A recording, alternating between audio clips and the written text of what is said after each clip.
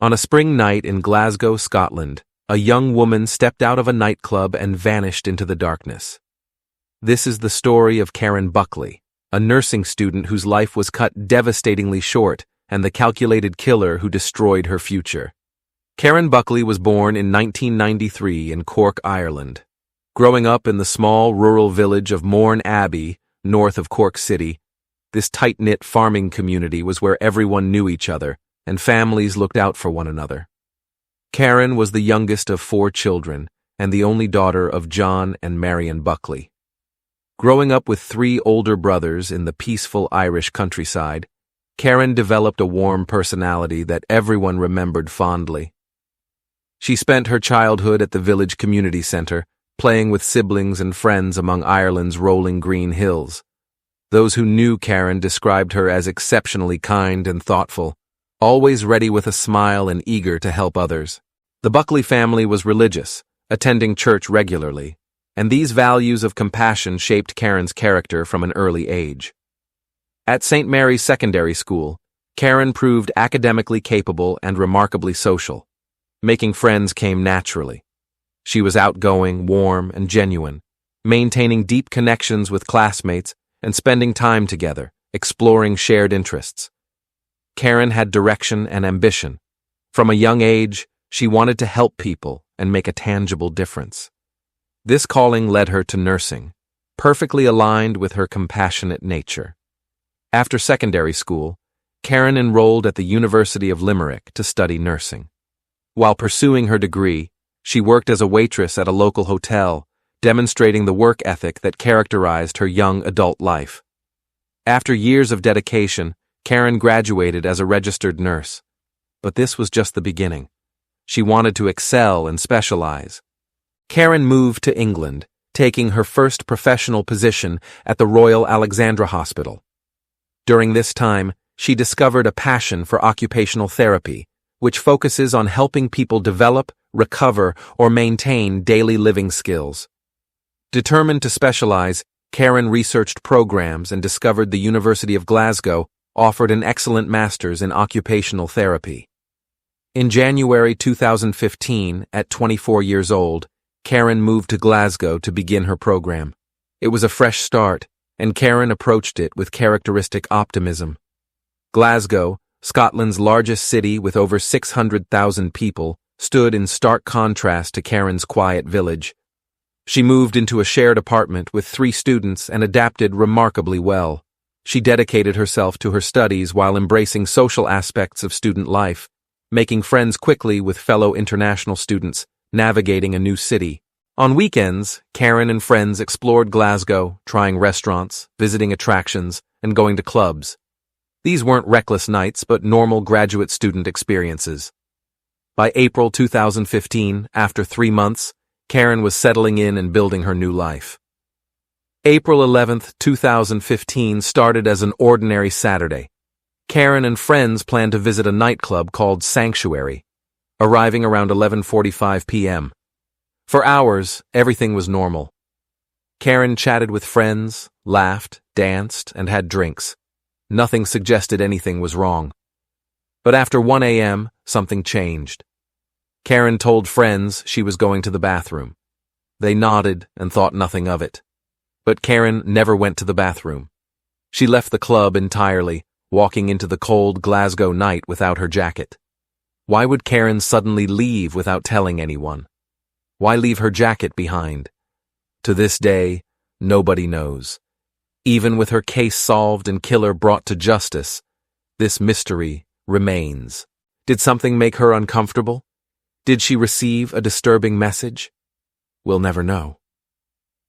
When friends noticed Karen hadn't returned, they weren't immediately alarmed. In a crowded nightclub, possibly having had drinks themselves. They assumed she felt unwell and went home. It seemed logical. The next day, Sunday, April 12th, real concerns set in. Karen's roommates realized she hadn't come home. Her bed was untouched. Her phone went to voicemail. She wasn't responding to messages. Her social media showed no activity. This was completely out of character for Karen. Normally very communicative, Karen's friends agreed something was seriously wrong. They contacted police to report her missing. Glasgow police didn't treat this as just another late night. Something about the circumstances raised red flags. A responsible 24-year-old graduate student doesn't simply vanish. Investigators had to act quickly. Within hours, Karen's parents in Ireland were notified. John and Marion Buckley received every parent's nightmare. Their daughter was missing in a foreign country. Within days, they flew to Glasgow to help search. The investigation moved quickly. Police canvassed the area, interviewed friends, and reviewed security footage. What they found was chilling. Cameras captured Karen leaving sanctuary at approximately 1 a.m., but she wasn't alone. Walking beside her, engaged in conversation, was a man. He appeared to be talking as they walked away from the club, not toward Karen's apartment.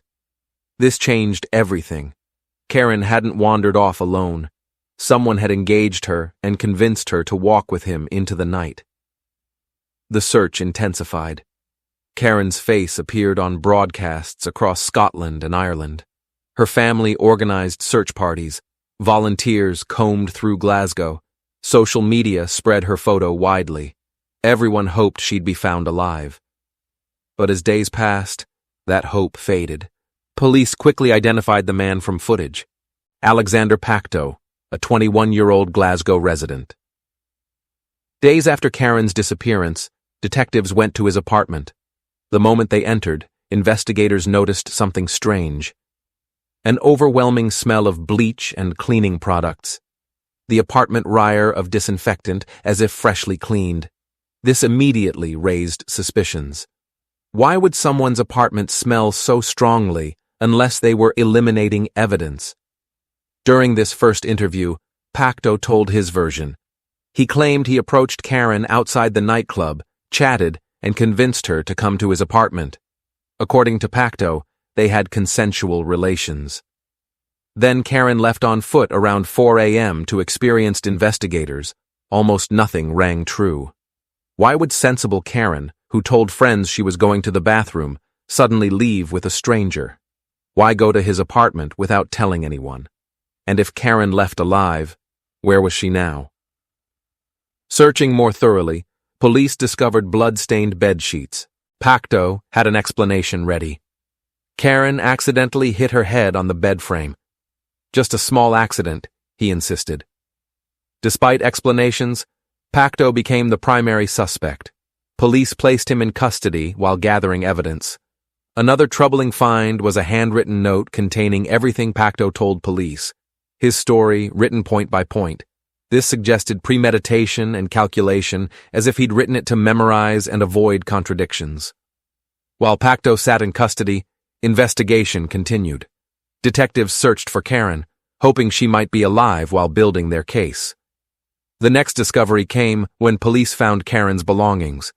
Her purse and contents were near Dohome Park, opposite direction from her apartment. This contradicted Pacteau's claim that Karen headed home. Why would her belongings be opposite direction unless deliberately disposed? The breakthrough came from Pacteau's co-worker, who told police Pacteau rented storage at a farm in High Cretan for pyrotechnic supplies and fireworks. This gave investigators a specific location to search, somewhere outside the city where he could have taken a body. On April 16, 2015, 5 days after disappearance, police descended on High Cretan farm. What they found confirmed worst fears. Inside a barrel on the property, investigators discovered Karen Buckley's body. The young nurse who came to Glasgow with hope and ambition was dead. She had been murdered. The cause of death was blunt force trauma to the head. Karen had been struck multiple times with a heavy object, suffering fatal injuries. With Karen's body found in clear murder evidence, Pacteau's story collapsed. Faced with overwhelming evidence, he eventually confessed. Though the truth was even more disturbing, the real story was far darker. After leaving sanctuary, Pacteau convinced Karen to his apartment, but what happened wasn't consensual. Pacteau attacked Karen with a spanner, a heavy wrench. He struck her head repeatedly, inflicting fatal trauma. After murdering Karen, Pacteau covered up his crime with methodical precision. He purchased a barrel and filled it with chemicals, including caustic soda, attempting to dissolve Karen's body and eliminate evidence. He transported her to Hyraton Farm and placed her remains in the barrel. Pacteau wasn't done. He returned to his apartment and cleaned extensively with bleach, eliminating blood and forensic evidence. This was the source of that overwhelming chemical smell investigators noticed. He took blood-stained bedsheets and burned them. He disposed of the murder weapon, throwing the spanner in a river while driving to the farm.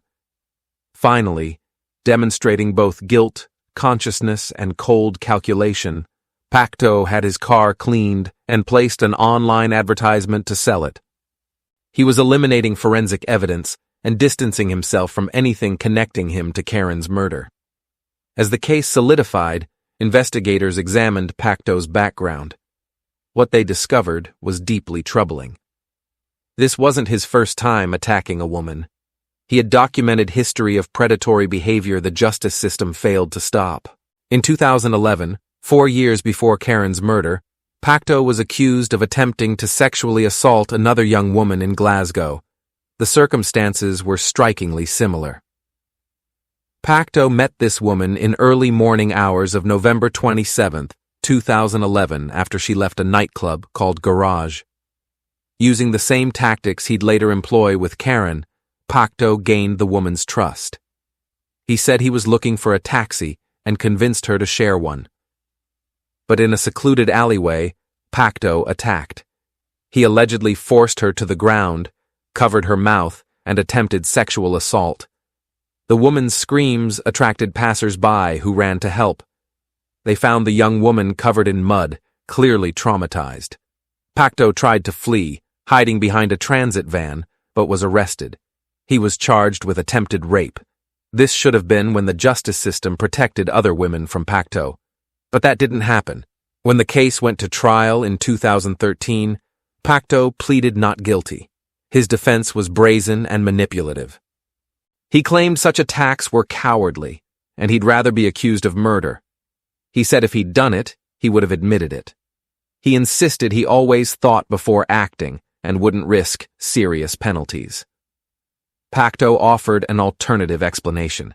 He claimed the woman hit him when he asked about her boyfriend, and they fell behind a car with him on top accidentally. He said he ran because he was confused and scared. In a particularly manipulative twist, Pacteau told the jury he was gay, seemingly suggesting this made him unlikely to sexually assault a woman. But before proper adjudication, technical problems derailed the trial. The court's sound system malfunctioned, meaning the jury couldn't properly hear the victim's testimony.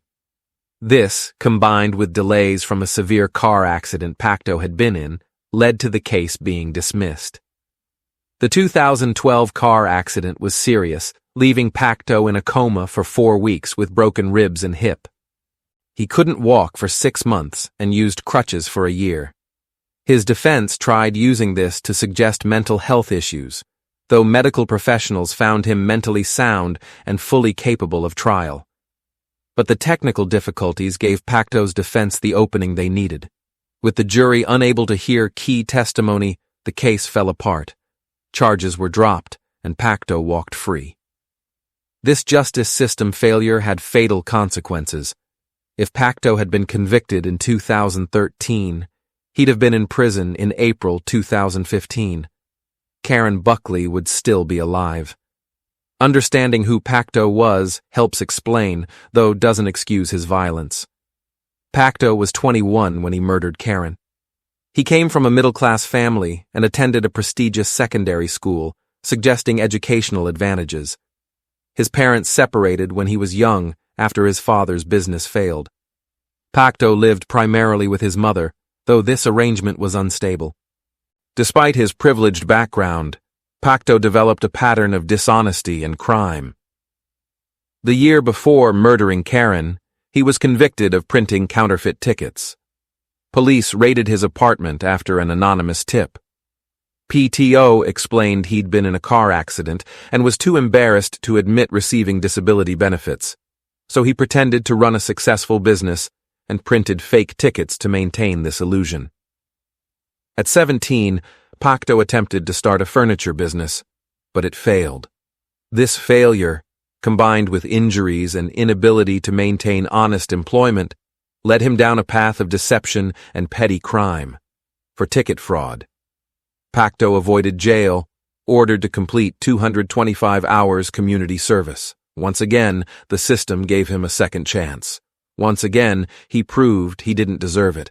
Alexander Pacteau was charged with Karen Buckley's murder. Given overwhelming evidence, including her body, forensic evidence, witness testimony, and his confession, Pacteau faced an impossible situation. There was no credible way to claim innocence. In September 2015, Pacteau appeared in court and pleaded guilty to murdering Karen Buckley. By pleading guilty, he avoided a lengthy trial that would have forced Karen's family through detailed testimony about her final moments. At sentencing, the full scope of Pacteau's crimes and calculated cover-up were laid bare. The judge heard about his methodical evidence disposal, lies to police, and complete lack of remorse. In November 2015, Alexander Pacteau was sentenced to life in prison with a minimum of 23 years before parole consideration. He'll be at least 44 before the possibility of release, and given the crime's nature, may spend life behind bars. The judge's sentencing remarks made clear the severity of what Pacteau did. He brutally murdered a young woman with her entire life ahead. He robbed Karen of her future, her family of their daughter and sister, and society of the contributions she would have made as an occupational therapist. Even with Pacteau behind bars, several troubling questions remain unanswered. First, and most haunting: why did Karen leave the nightclub? She told friends she was going to the bathroom but walked out without her jacket. Did something make her uncomfortable? Did she receive a disturbing message? Was she feeling unwell? This remains one of the case's most frustrating mysteries. Second, was the meeting between Karen and Pacteau truly random, or had he been stalking her? Some investigators believe Pacteau may have been watching Karen inside the nightclub, identifying her as a potential victim before she left. Security footage shows Pacteau standing near his car with his phone, seemingly waiting and watching who would exit alone. This suggests premeditation that makes the crime even more chilling. Third, why did Pacteau kill Karen? Unlike the 2011 case where he attempted sexual assault, there was no evidence of sexual assault in Karen's case. So, what was his motive? Forensic psychologists believe Pacteau may have killed Karen simply because he wanted to, because he derived satisfaction from having complete power over another person, from taking a life. This makes him not just a murderer, but potentially a serial killer in the making who was stopped after his first successful kill. Some investigators believe Pacteau had been fantasizing about killing someone for a long time. That April 11, 2015, was when he made those fantasies reality. The methodical way he attempted to cover up the crime, the chemicals and barrel ready to dispose of a body, suggests this wasn't entirely spontaneous. The impact of Karen Buckley's murder extended far beyond her immediate family, though they bore the heaviest burden of grief. Karen's parents, John and Marion Buckley, have described Alexander Pacteau as pure evil and a coward, words that feel entirely appropriate. The Buckley family has had to live with not just the loss of their daughter, but horrific knowledge of how she died. Karen didn't die peacefully. She was attacked, beaten to death by a stranger she had trusted enough to walk with. Every parent's worst nightmare became the Buckley family's reality. For Karen's friends, particularly those with her that night at Sanctuary, the guilt and trauma have been immense. They've had to live with knowing they didn't realize Karen was missing until too late. Rationally, they know there was nothing they could have done differently, that Toe's actions were entirely his responsibility. But guilt doesn't always respond to logic. The case raised serious questions about Scottish justice system failures. If Pacteau had been properly convicted for the 2011 attempted sexual assault, he would have been in prison in April 2015. Karen would have completed her master's in occupational therapy. she would have helped countless patients recover from injuries and illnesses. She would have lived the long, full life she deserved. Instead, technical difficulties and delays caused by Pacteau's accident allowed him to escape justice for his earlier crime. The woman he attacked in 2011 was brave enough to come forward, testify, and face her attacker in court, only to have the justice system fail her. And that failure ultimately cost Karen Buckley her life. Karen Buckley's story is a tragedy on multiple levels. It's the story of a young woman full of promise whose life was cut short by senseless violence. It's the story of how one man's evil actions destroyed not just one life, but shattered an entire family and community. It's also a story about how justice system failures can have fatal consequences. Karen moved to Glasgow with dreams of advancing her career and helping others. She was described by everyone as kind, compassionate, and caring. She represented the best of what humanity can be. Alexander Pacteau represents the worst. He's a predator who had already shown he was dangerous, who had already attacked one woman, and who was allowed to remain free to kill another. Today, Karen's family continues to remember her not as a victim, but as the vibrant, loving person she was. They've established memorial funds in her name to help other nursing students pursue their dreams, ensuring Karen's legacy is one of helping others, just as she always wanted. Alexander Pacteau remains in prison where he belongs. He will spend decades behind bars, possibly the rest of his life, paying for what he did to Karen Buckley. But no amount of prison time can bring Karen back. No sentence can restore what was taken from her family. Justice in cases like this feels impossibly inadequate.